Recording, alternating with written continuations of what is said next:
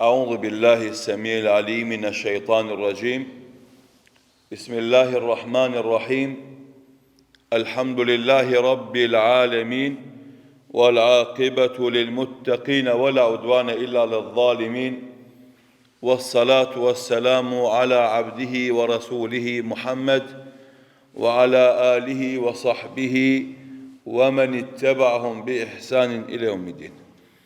Të dhe të nderuar vëllezër të pranishëm me këtë xhami, vazhdojmë me mësimet dhe porosit që i marrim nga libri Riyadus Salihin i Imam Neveviut rahimahullahu taala, i cili në këtë libër ka përmbledhur ajete nga Kur'ani fisnik dhe hadithe të pejgamberit sallallahu alaihi wasallam, me të cilat janë ndriçon besimtarit rrugën drejt Allahut subhanahu wa taala.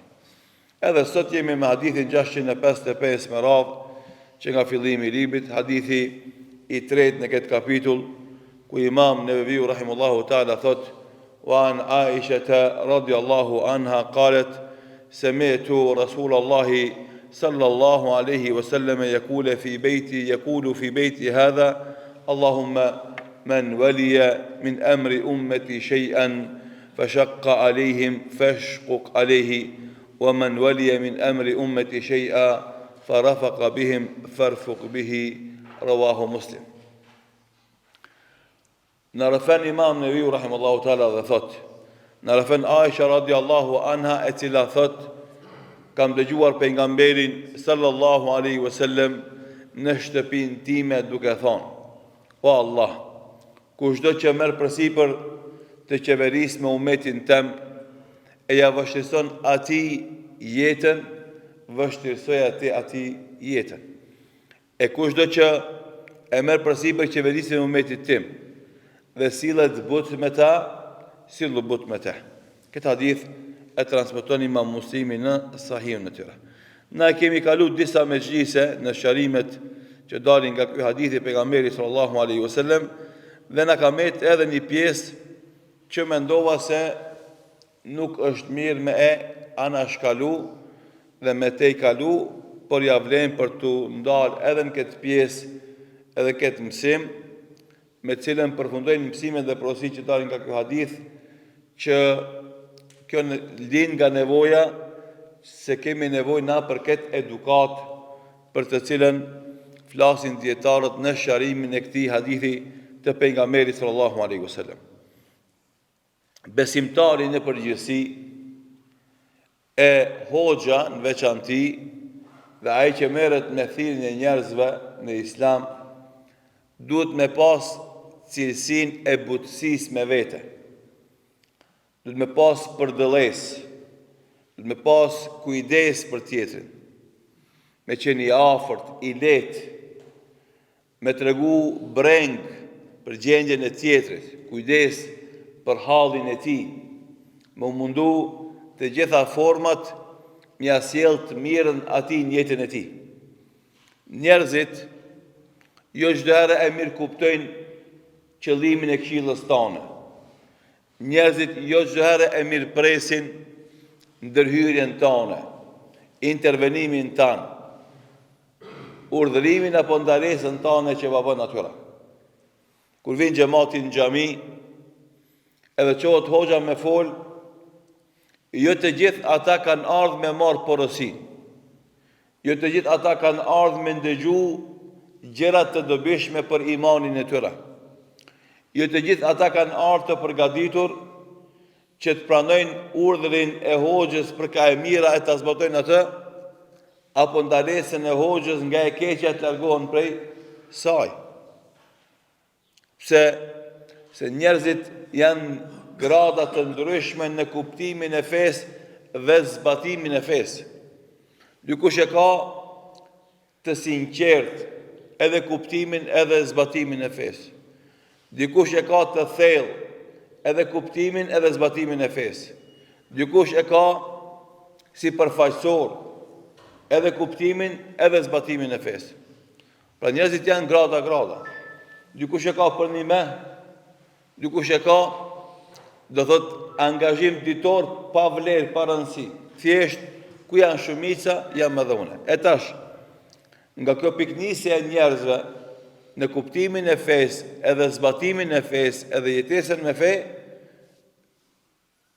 vjen edhe dallimi i tyre në pranimin e këshillës apo refuzimin e saj.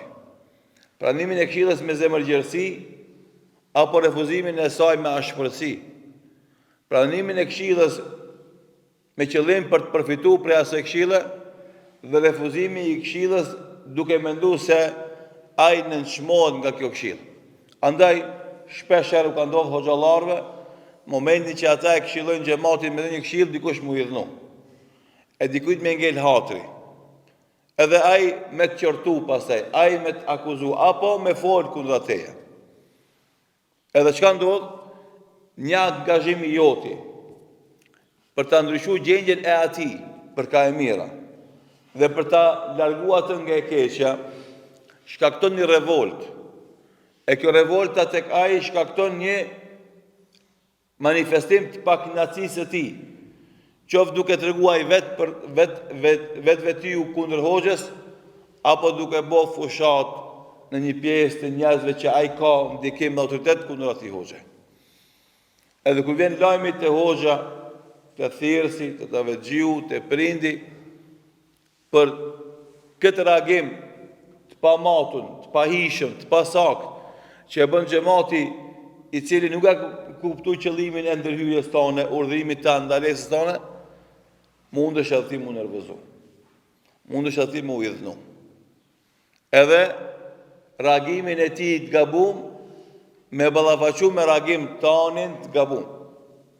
E nëse hoxhallarët, davexhit, besimtarët, çdo herë kur dikush va kthen me të keqe dëshirën për udhëzimin e tyre, e kthejnë të keqen me të keqe, atë s'ngelet njeriu në fytyrën e tokës që merret me davet. Sepse çdo davet do shkakton ngrindje, mosmarrveshje, përplasje, ballafaqim të egër, derisa njerëzit do të rrihen e do të vriten, edhe do të ndalet procesi i përmirësimit të gjendjes së shoqërisë. Andaj ulemat kanë thonë se prej veçorive me të cilat duhet të dallohet çdo besimtar praktikant, çdo besimtar që e zbaton fen, edhe ka gajle fetarinë e tij, edhe çdo njeri që mundohet me u marrë me dava, me thirrje islame, në mesin e familjes së tij, në mesin e xhamisë së tij, në mesin e farefisit të tij, në mesin e lagjes së tij, në mesin e popullit të tij, gjithashtu ai duhet me kon i dalluar me butësinë e tij, me zemërgjerësinë e tij, me faljen dhe tolerancën e tij. Nëse don me ecë gjatë, nëse don me lënë gjurmë të veta, nëse don me pas ndikim, nëse don me arrit ndryshim. Përndryshe e bën një herë, 2, 3 edhe e lën. Andaj një hoxh nervoz rande ka me met hoxh gjatë kohë. Një hoxh që i dhënohet shpejt, rande ka me met hoxh gjatë kohë. Një hoxh që çdo reagimi i xhamatit ja kushton jep vëmendje, reagim negativ, zora ka me met gjatë hoxh. Po edhe çdo xhamat i cili secili që ja kthen me të keqe dëshirën për ta këshilluar, për ta udhëzuar, do të preket edhe i dhënohet, ai s'ka mundësi me vazhdu në rrugën e davetit. Andaj pejgamberi sallallahu alaihi wasallam në këtë hadith i përmendi 2 karakteristika, një të keqe dhe një të mirë. E keqja ishte kur ai pushtetari, ana kemi shëruar më herët se pushtet ka secili që ka ingerenca karshi dikujt. Të fillu prej te krye familjari i shtëpinë e tij deri te kryetari i shtetit. Këtë janë pushtetar. Edhe na kur japim këshilla dhe porosi, i japim krejt tyre shtresave të njerëzve që kanë përgjegjësi. Nuk janë të veçanta veç për kryetarin e shtetit. Po fillojmë prej te kryetari i familjes deri te kryetari i shtetit. Janë shumë shtresa dhe nivele. Dhe normalisht se dikush e ka përgjegjësinë të mbi shtresume. Është edhe kryetari i shtëpisë, është edhe kryetari i shtetit, edhe ai jep llogari edhe për atë përgjegjësi, edhe për këtë përgjegjësi, edhe kush sa ka përgjegjësi për të gjitha ato jep llogari. Edhe u përmend kur ti ke pushtet edhe ja vështirëson jetën atyre që i kin pushtet. Familjes tënde, fshatit tanë, qytetit tanë, apo shtetit tanë. Edhe në anë tjetër e ki butësin, që e tregon, e manifeston, ka që familjes tënde, ka që fshatit tanë, ka që qytetit tanë, ka që shtetit tanë. E çka tha pejgamberi sallallahu alaihi wasallam? Bëri dua. Kushdo prej atyre që ja vështirëson jetën popullit vet, vështirëson jetën atij. Edhe kjo dua është e pranuar. Nuk refuzohet duaja e pejgamberit sallallahu alaihi wasallam. Andaj secili njeri që ka pushtet duhet me mendu këtë fakt. Mos të futet me veprimet e tija, me rregullat, me vendimet, me ligjet që i sjell, e me të cilat ja vështirëson jetën familjes vet, fshatit vet, qytetit vet, shtetit vet, t'ja vështirëson Allahu jetën atij. Edhe kështu ndodh. Edhe kështu ndodh. Kushdo që ja vështirëson jetën qytetarëve me ligjet e tija, me vendimet e tija, me qeverisin e tij, sigurisht se Allahu ka një vështirësu jetën atij.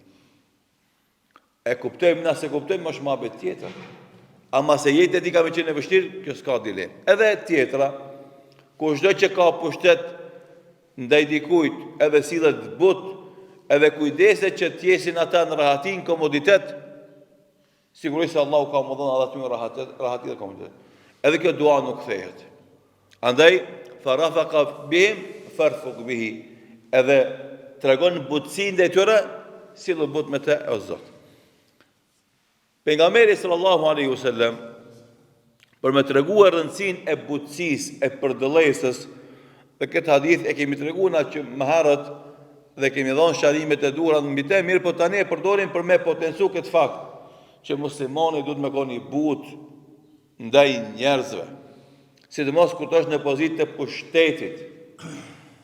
Kur ti e kije pushtetin, kur ti e ki pasurinë, kur ti e ki autoritetin, kur ti e ki famën, kur ti e ki diturin, pushtet, del imami mihrab, ka pushtet, se xhamati i nënshtrohen vendimeve të imamit. Imami thot Allahu Akbar, xhamati mas thot Allahu Akbar. Imami thot Allahu Akbar me shkon ruku, xhamati thot Allahu Akbar me shkon ruku. Imami thot Allahu Akbar me shkon sejdë, xhamati mas. Momenti që ndahet xhamati nga imami, çka ndodh? Xhamati mbetet pa namaz. Andaj ka pushtet. Hoxha flet, drejton isafet, edhe besimtarët e kanë për detyrë dhe obligim me ju nënshtru këshillës së hoxhës apo urdhit të hoxhës me ndështu, me i drejtu safet. E kështu me radhë. Andaj, do thot, kur ka dhënë Allahu pushtet, qoftë ajo e shtetit, ku e ki pushtetin e plot, edhe ushtarak, edhe ligjvënës, edhe ekzekutus, edhe legjislativ, në këtë nivelit e pushtetit i ki. Edhe ti, çka do në banë? E nëse ty mendon me avështisu jetën njerëzve që i kinë pushtet, Allahu ka me të avështisu jetën ty.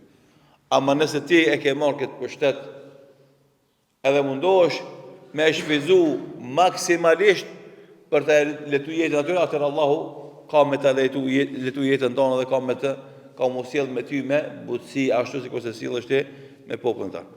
Andaj pejgamberi sallallahu alaihi wasallam e potencon këtë karakteristikë që duhet me pas muslimanin përgjithësi, e sidomos ai që ka pushtet ndaj dikujt, në hadithin që transmeton Imam Muslimi sa në tij, se pejgamberi sallallahu alaihi wasallam ka thonë inna rifqa la yakunu fi shay'in illa zana. Dhe këtë hadith e transmeton pejgamberi e transmeton Aisha radhiyallahu anha nga pejgamberi sallallahu alaihi wasallam. E njëjta e cila e transmeton edhe hadithin e pushtetarit. Do më thonë pushtetarit që ja vështirëson gjendjen e popullit vet, edhe atij që ja leton gjendjen e popullit vet. E kjo e njëjtja Aisha radhiyallahu anha, gruaja e pejgamberit sallallahu alaihi wasallam, e cila do më thonë është këshilluar nga pejgamberi sallallahu alaihi wasallam që të jetë e butë edhe kujdesshme të tjerëve, e transmeton këtë hadith ku Muhamedi sallallahu alaihi wasallam inna rifqa la yakunu fi shay'in illa zana wala yunza'u min shay'in illa shana. Butësia, kudo që është, kudo që hin, ajo gjë është e bukur. Më një familje, ku ka butësi në raport mes antarë familjes, jeta e asaj familje është e butë, është e bukur, është i ka hije, e ka lezetin e vetë, e ka knetësin e vetë, e ka rahatin e vetë. E kundër të është kur më një familje futet ashpërsia, buri i ashpër, gruaja e ashpër, fëmijët të ashpër ndaj prindërve, të ashpër ndaj njëri tjetrit, e ka largu Allahu mëshirën e vetë dhe nuk ka butësi njëri ndaj tjetrit, normalisht se aty jeta është e randë, e vështirë, e pahishme. Inna rifqa la yakunu fi shay'in illa zana. Kudo që ka butësi, ajo gjë është e bukur. Edhe njerëzit për nga natyra, nëse sillesh ti vrasht, ashpër me diken, largohet prej teje. Ama ki dituri sa kodra e Uhudit. Nuk sos punë dituria e madhe nëse je ashpër në komunikim me tjertë. Ama ki pushtet nëse je ashpër kur kush nuk të afrohet. Zatën zakonisht njerëzit ikin prej pushtetarëve për shkak të vrasësisë dhe ashpërsisë së ndjenjave të tyre, jo vetëm sjelljes, por edhe emocioneve. Janë të ftoftë, janë pa ndjenja, për shkak se merret çdo ditë me problemet e shoqërisë, i humb emocionet, e humb ngrohtësinë. Edhe komunikimi jot me te e vëren se ai se ka atë ngrohtësinë e duhur edhe ti largohesh prej tij. Se na kemi nevojë për ndjenja, për kujdes, për vëmendje, ma shumë se sa që kemi nevojë dikush me na ndihmu neve ekonomikisht ose me na i kry disa probleme dhe punë që kemi me shtetin. Një fjalë e bukur, një fjalë e mirë, një kujdesi i duhur ndaj nesh është më e dashur dhe më me vlerë se sa një punë që ti e kryen, ama e shoqëron me arrogancë, me mendje madhësi, me poshtrim dhe ofendim. Pejgamberi Allahu dhu xhelal në Kur'an çka tregon? Tregon për një adhurim i cili ka shumë vlerë, sepse jo çdo kush mund ta bën çdo herë, pasi që Allahu dhu xhelal e ka krijuar zemrën e njeriu të tillë që ajo ta don pasurinë, edhe të flijohet për grumbullimin e pasurisë, edhe i shkon një jetë edhe kur nuk i bëhet boll dynjoja. Këti njeriu që e merr guximin me e bë xhihadi me nefsin e tij, edhe me nënçmu nefsin e tij e me vendos me dhon sadaka, është gjatë i madh. Jo let, nuk është let me dhon sot sadaka. Për herë nuk është let me dhon sadaka. Është tamam një xhihad me nefsin. Edhe secili njeri kur vjen momenti me dhon e kupton se sa vështirë është me dhon sadaka. Se dashuria që është në zemrën e tij për pasurinë e pengon besimtarin në vendimin që e merr me dhon pasurinë. Mirë po, masi e merr këtë vendim, edhe e bën këtë xhihad, edhe don edhe e jep një sasi të pasurisë të tij sadaka, çka bën mas kësaj? Ja përmend edhe lavdërohet ndaj atij që ka ndihmuar me sadakan që ka dhënë. Allahu çka tha? Ata që japin sadaka edhe nuk e përcjellin sadakan e tyre bil menni wal adha, me të përmendme edhe me dam. Domthon, nëse ti e jep sadakan edhe tregon arrogancë ndaj atij që i ke dhënë, mendje madhësi, kallëzosh se unë të kom ndihmu tyje, unë të kom bë tyje, pa mu si shikon kërkushi, s'kesh të njoft kërkushi. Gjëna që na i shohim ti para më xhamati shpesh herë, do thotë unë të kom bë ty të njofshëm hoxhës, i thotë. Mos më paskon unë ti që. Ti ka çekin tan me ignorancën tonë, ti e ndihmove di kanë më u bë dikush. Para mendo ai që s'jep kur gjë.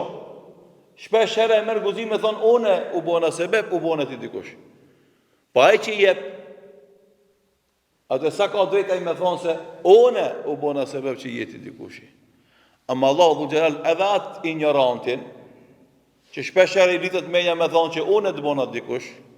Apo këto kamermona që na inqizojnë neve, mos me paskon nami u inqizu juve, ku e kishë marrë vesh bota që ishte një jo. E na i themi këtimve vllaznive që kanë herë edhe me ta punon shejtani, po kush e ka inqizu Imam Mahmedin e Imam Ebu Hanifen, që alon na i njofim ata. Nuk do më thonë se dikush e ndihmon për hapjen e diturisë, ai e bën të njohshëm atë. Edhe ai dha autoritet atij. Jo, puna e vet njeriu, sinqeriteti i tij, urtësia e tij, sabri i tij, vazhdimësia e tij, ajo është që i japim bereqet punës së tij dhe mbetet aq sa ka sinqeritet edhe dobi nga ajo puna që e bën, mbetet i përmendur emri i tij. Andaj, du të me kuptu si regull, nëse ti s'jep kur gjon për diken, si ka mundësi të mendosh se ti e bo shkak që ajo është bo dikushi. Po, gjithashtu edhe ai që jep diçka. Asnjëherë nuk duhet me i leju vetes me mendu se ai që dha diçka, u bo sebeb me u bo diçka e madhe. Po jo, do të Allahu të shfrytëzoj ty, të dha ty atë dituri, të dha ty atë pasuri, të dha ty atë pushtet, dhe të nimoj ty me e bo atë punë. Atë punë të madhe, atë punë të mirë, dhe ajo me metë pastaj në dobi të islamit, në dobi të vatanit, në dobi të njerëzimit.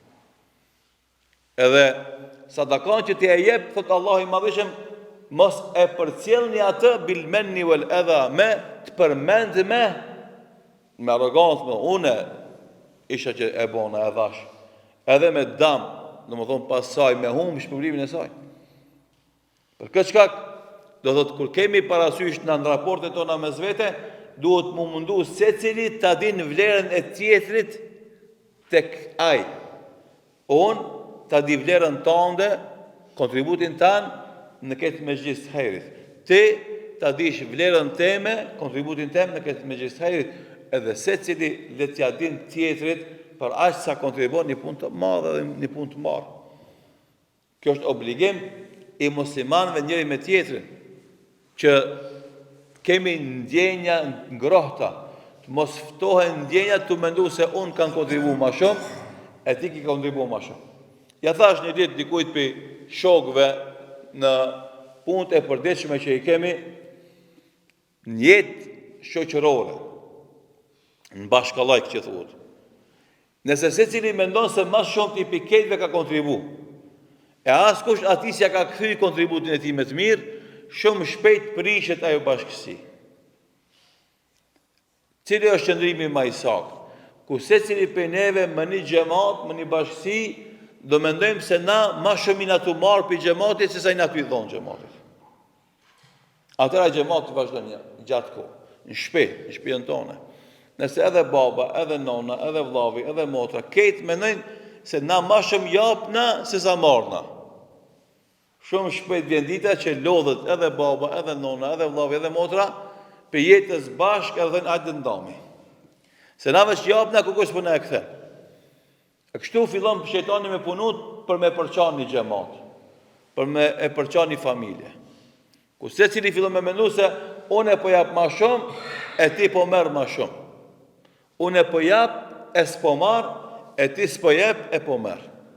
Ku kështu njerëzit ti kujtojnë gjëna që po zhvillohen, atëherë shumë shpejt vjen dita që harxhohesh edhe ti, edhe ai, edhe nga dhënmi, themi hajde po ndamit. Ashtu si le të jep veç për vete. Edhe çdo ndamje është dobësi. Çdo ndamje është dobësi. Edhe kjo është domosdoshmë e dëshmuar historikisht. Si çka e man bashkësinë xhamatin, kur secili prej neve të mendojë se valla unë më shumë po marr pi këtij xhamati se sa po jap. Edhe kjo është e vërtetë. Edhe kjo shumë është e vërtetë, se këtë na më shumë marrim pi xhamati se sa japim xhamatit. Këtë na më shumë marrim pi xhamati se sa japim xhamatit.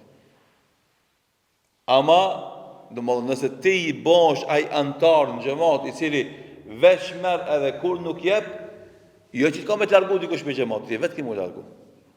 Se dal nga dal ki me përjashtu vetveten nga gara e cila bëhet në një xhamat të shëndosh, ku secili mundohet me dhon kontribut më shumë, nuk e mat sa ka marr, po e mat sa jep.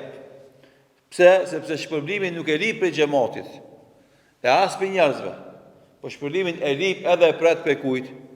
Për Allahu xhelal. Sepse ai mas mirë t'i pagun. Këtë na kena dy zgjidhje. Për shembull, unë si hoxh e kam mundësinë që këtë orë mësimi me marr pak për te. Edhe mi thonë njerëzve valla, hymi është me pare, me pagesë. Edhe ka mundësin me morë sevapin. Logjika e thjesht materialiste i mëson njerëzit të merr pare, se ti duan parët, se ki harxhime, ki jetë, ki përgjegjësi ndaj familjes tonë dhe fëmijëve tu.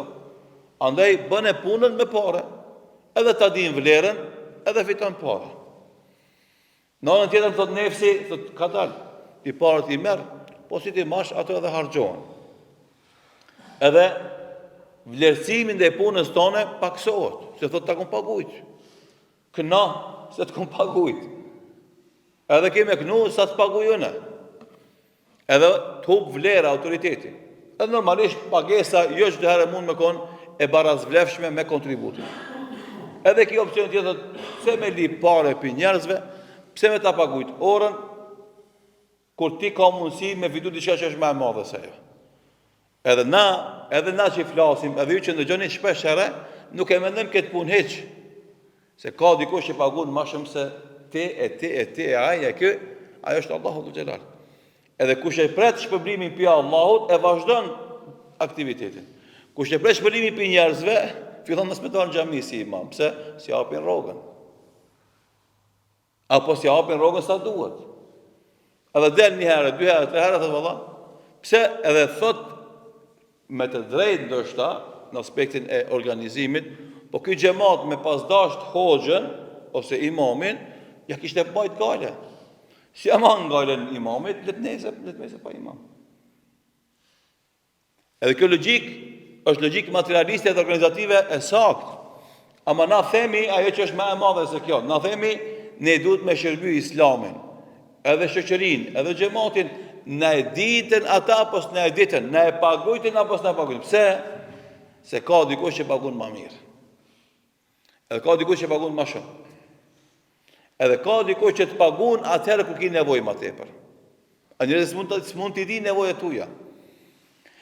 Edhe nga ky shembull që e solla, e kuptojmë se nëse na mendojmë kontributin ton, jo pagesën e mundit ton, na kena me vazhdu me kontribu mirë sa të këtë jetë këtë tokë. Nëse fillojmë me mendu pagesën e punës ton, me marr atë që japim, shumë shpejt punët e mira nalen. Edhe kështu ka ndodhur me shumë njerëzi, me shumë grupe dhe shumë organizata. Nëse qëllimi tyre ka qenë përfitimi material, aja ka bën 1, 2, 3, 5 herë, 10 herë, aq sa ka pas përfitim material, momentin që ka harxhu përfitim material e kalon. Ajo që ka tjetër ndryshe, ajo që themi na, se e pret shpërblimin pi Allahut, ai nuk nalet kur.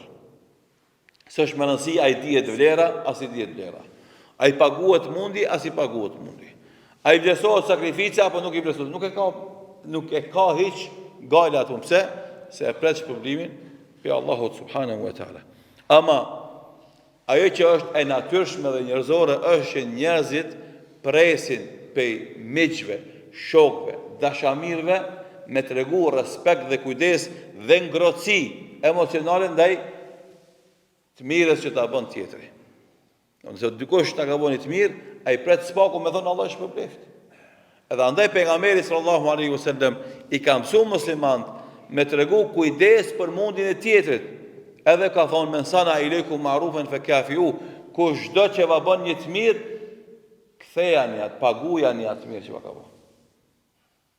E i thonë njerëzve se s'kena me çka më ja kthy. E çka më ja pagujt. I thonë ati jazakallahu khaira. Allahu ta shpërbleft me të mira. E të në alhamdulillah, këtë gjona dhe më dhonë i harem, ama jazakallahu khaira, Allah shpërbleft nuk e harem. Ta shket e bëjmi nga dhe thot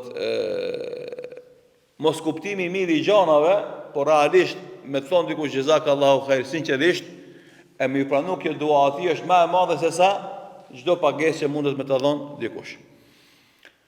Andaj pejgamberi sallallahu alaihi wasallam na e bëri të qartë se butësia më një xhamat, më një familje e zbukuron atë familje edhe atë xhamat, edhe hoxhallarët në përgjithësi kanë nevojë që ta kultivojnë këtë vlerë tek vetja e tyre, që janë të butë e përdellëstar, edhe më shumë t'japin se sa të marrin, se kush çdo prej neve që jep vazhdimisht ka kush ja kthen, ka kush ja pagun, ma shumë se sa që mundet me ja pagu dikush për njerëzve ati, ajo është Allahu subhanahu wa ta'ala.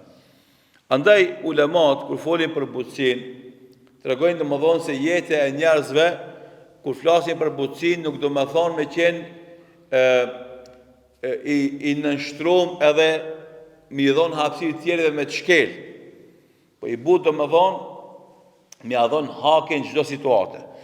Andaj thot Imam Ghazaliu, rahimahullahu ta'ala, thot dije se butësia e lavdruar, e cila ballafaqohet me të kundërt në saj me dhunën dhe ashpërsinë, e cila është rezultat i hidhërimit, thot ka të bën me sjelljen e mirë dhe shpëtimin nga situatat.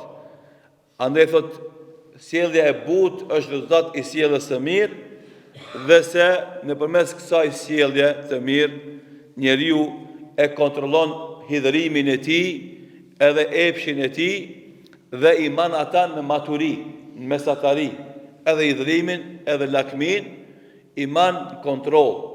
S'lejon hidhërimi atë me bo arrogant, vrasht, ashmë dhe tjetët, po as lakmia me bë të nënshtrueshëm, vazal, do thot interesgji karshi tjerëve.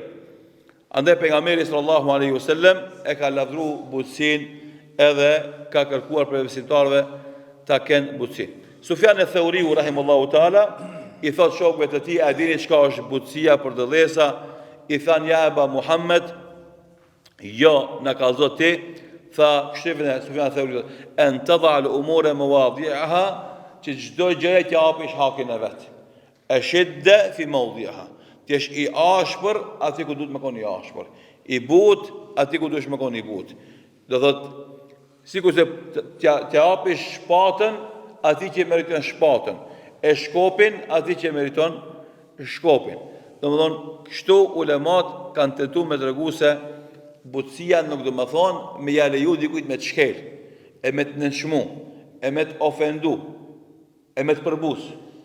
Por do më thonë, mës me akthit të keqen me të keqe, po hidhërimin tanë moment të provokimit, ti me kontrolu edhe me adhonë se cilit atë që e meriton prej sjelleve tona.